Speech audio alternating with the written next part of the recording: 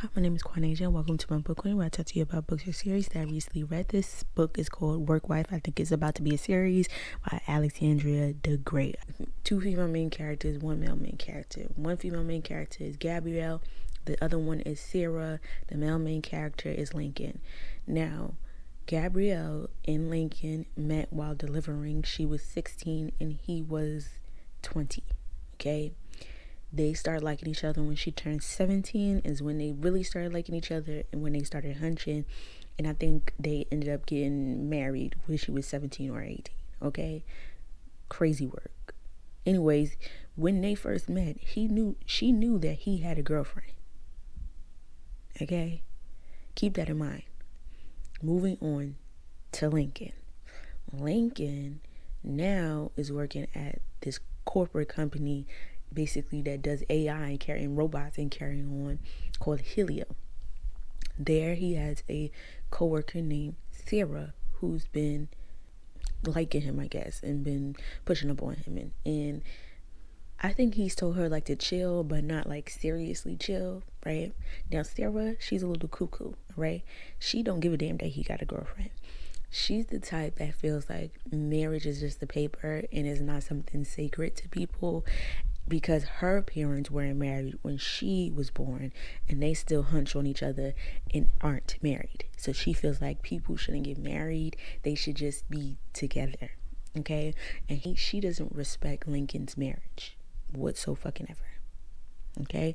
So she is slowly trying to ease on into his life. Gabrielle or Gabriella, whatever her name is, Gabby, she is making it very easy for Miss Girl. Why? Because this man is working overtime. He's working like 12-hour shifts.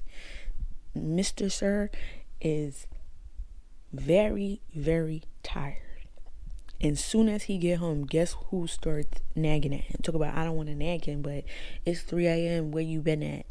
Dumb people been working his ass to the motherfucking bone. Okay? Slavery. Modern day. And she talk about something. I text you, I called you, you can answer. The man is at work. He already told you a million times that ain't good signal in his motherfucking office. He can't keep leaving the office, keep leaving the building just to call you and text you, Miss Girl. So he had to tell you, sometimes, bitch, you ain't going to hear from me. And I am going to be coming home late. Why? Because the higher ups is pushing me, working my ass to the bone. Okay? They just working. They taking every little bit of energy I got, Miss Girl. So much so that I'm falling asleep while you sucking my dick. So that should tell you motherfucking something. Now, boom. They get a whole argument. She's still trying, oh, but you're not calling me. You're not talking to me. Girl, he's tired. Okay? He starts hunching on her. He goes to bed before her. She goes to bed after her. Now, it's kind of, because, I think this is around the time he started really feeling on Sarah. But anyways, he starts hunching on Gabby. And only from the back. She wants to turn around. He's like, no, just feel me. Because he's thinking about Sarah. That's why. Now, what is the saying, ladies? You lose him how you got him. Remember that. Child. They go to a party. He actually did not invite her to the company's party. She decides she's going to invite herself. I'm talking about Gabby. He takes her to the party. Sarah comes along. Remember I said Sarah wants his ass? Sarah's off her fucking rocker, okay? Sarah starts pulling him away, having conversations with him, feeding him, carrying on. They talking to other people. And he totally forgets about his motherfucking wife. Right? Sarah pops up in a conversation, basically says, that Lincoln pays all the bills. And Lincoln's like, nah, she makes her own money, right? And she goes, oh, I thought you said, and he cuts her off. Okay, Lincoln, you're telling this bitch your house business? Bet. She ends up leaving because, nigga, you ignored me the whole fucking party, right? He gonna tell her, you shouldn't have came anyway. She goes home. He gets home. He's like, I'm sorry. She's crying. he's basically talking about some, you wouldn't feel like this if you had another job. I'm paying all the bills, I make all the money, and you're just mad because I make more money than you, basically, is what he was trying to say, right? They're going back and forth, and she's basically like, he's gaslighting the shit out of her. I'm not even gonna hold you. And the reason why he's gaslighting the shit out of her, he's saying the same shit Sarah said to him right after Gabby left the party, right? Sarah went up to him and was basically like, you know, you need to tell the truth. You know, she wouldn't be like this if she had a real job, because she works from home. So if she had a real job, she wouldn't be acting like this. Yada yada yada, right? He goes home and basically regurgitates what the fuck Sarah just said to him. They have a whole argument. Well, he decides he's gonna go sleep on the couch. She's like, alright, fuck you, right? This time she's like, alright, this marriage is probably not gonna work. He wakes up, starts cooking breakfast, right? She wakes up to go use the bathroom. She smells bacon and eggs and carrying on. She goes to the kitchen and he's like, oh, I was hoping you would stay asleep long enough so I could bring the food to you. Long story short, he into fucking her and she's like, oh, he loves me. This man is playing your face, and so is Sarah. Men don't ever see when a woman is playing in their face. Okay, you know that song from My Case of the Ex? And this term is going to be Case of the Work Wife. Because, baby, I'll take back everything I said about Gabby. Because no matter how annoying your significant other could be, you need to learn how to communicate with them. And I think I said earlier, I think they've been hunching already. They have. They've been hunching this whole entire time. Actually, I'm lying. He had went to pick her up because she called him about some crazy ass ex, and she asked him if he could come pick her up. He picked her up, took her to her apartment. After that, they've been hunching ever since. How did Gabby find out? Well, she went to his job because she wanted to have a cute little picnic with him, and the officer at the front was like, oh yeah girl, he's not here, he clocked out. So she goes to Sarah's house because she's like, oh, this nigga probably here. She asks somebody if she could get the key because she wants to check on her friend, right? So they open it, and guess who's laying there? This nigga, naked. Both of them smoking weed. He's like, oh, I'm gonna give you the divorce, feeling bad for himself. Gabby cussed his ass clean out and kicked him right in the balls. And then he came home, talk about some, oh, yada yada yada, I'm sorry, you could keep the house. She like, I don't want this fucking shit. You think I ain't had niggas running after me, wanting me? But I left them alone because I got a man. I have respect for you. You didn't have no respect for me. Clearly. Bitch. He talk about some, oh, I paid off all your debts. Okay, and I would rather have kept the debts instead of you doing your dirty shit like you did for me, you dirty ass bottom with the bear ass nigga. Ooh, that hurt my soul. This motherfucker here, that just pissed me clean off. I take it back, Gabby. I take it back. You understood, your intuition was going off, and you understood what the fuck was going on. Yeah. Okay, y'all, so I finished the book. I don't remember where I dropped off at, but after she beats Sarah's ass, Sarah goes onto the internet and tells everybody that his ex-wife beat her ass and that she's crazy, and she gets all this hate. She doesn't stick up for herself. She just leaves it be, right? Okay, girl, that was your first mistake. Stop letting motherfucking shit slide. Matter of fact, that was your second mistake.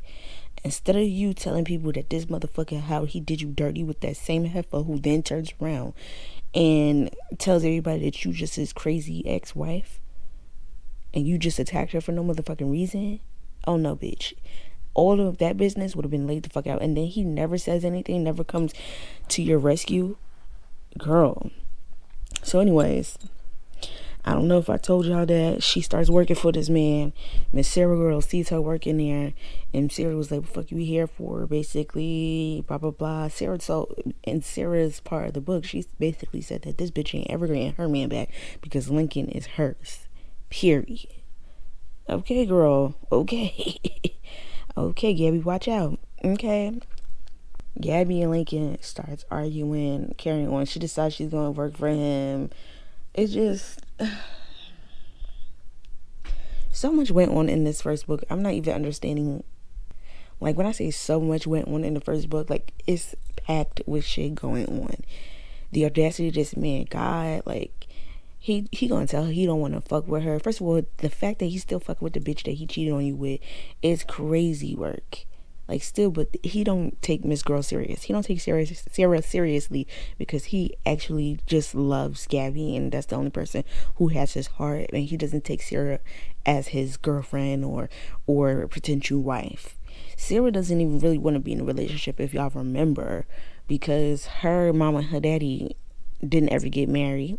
So she doesn't believe in marriage. And I don't think if she did believe in marriage, he would marry her anyway. You know what I'm saying? Child, he over here telling Gabby that after their shared pet hamster died, he was crying and depressed and carried on because that's the last thing she left behind. Baby, Gabby, you should have moved out the country and never came back.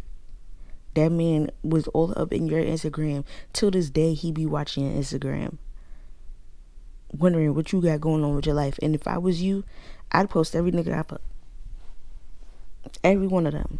And call them my friend, my coworker.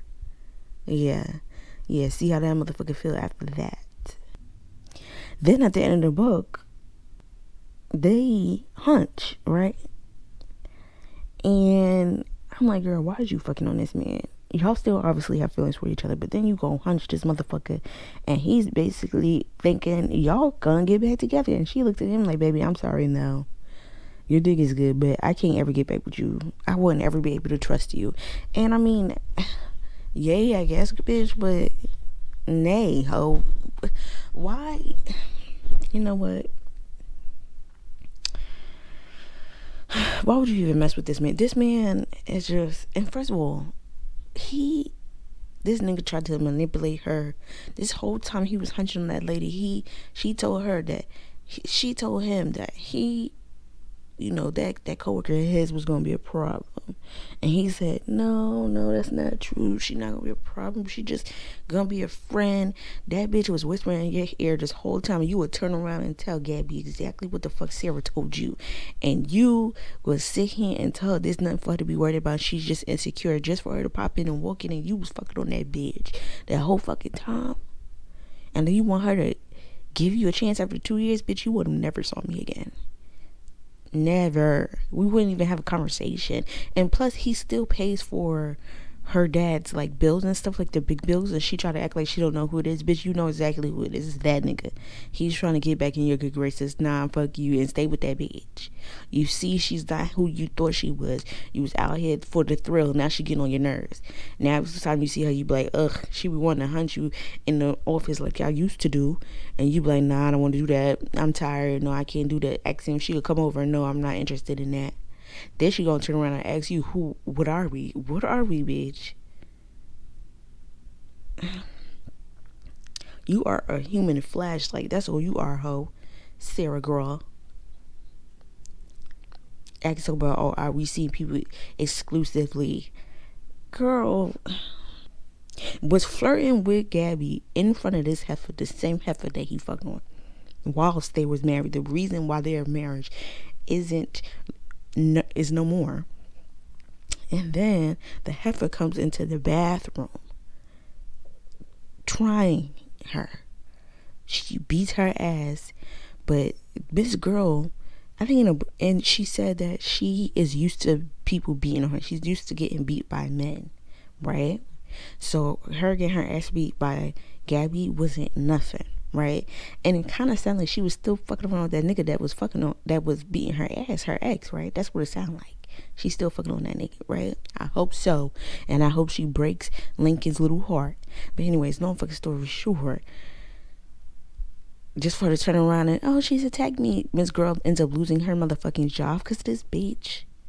Nobody else want to work with her because they say, oh, are you the one that got arrested at the restaurant?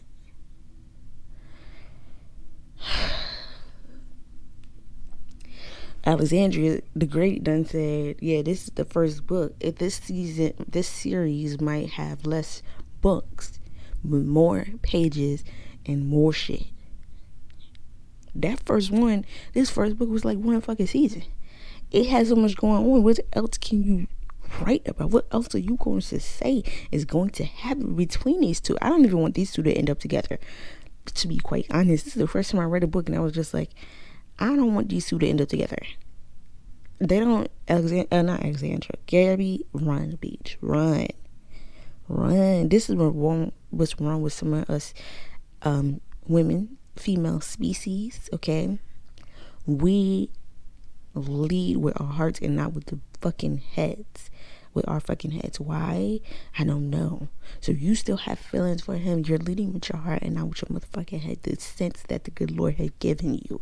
You've decided that you're gonna work for this man. You're gonna XYZ. You still feeling a little, oh, I forgave him a long time ago. Girl, shut the hell up. Take your ass back to Italy. Or wherever the fuck. Away from this man. Get your father and go the fuck on. Why is you even still in the same city?